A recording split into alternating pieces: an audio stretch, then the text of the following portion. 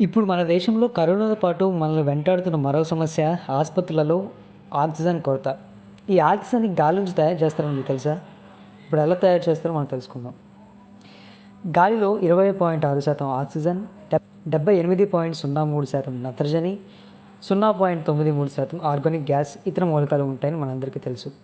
Oxygen ఉత్పత్తి ప్లాంట్లలో గాలి నుంచి ప్రాణవాయువును వేరు చేస్తారు. -183°C ఉష్ణోగ్రత వద్ద క్రయోజెనిక్ ఎయిర్ సప్రెషన్ విధానం ద్వారా ఆక్సిజన్ను వేరు చేస్తారు.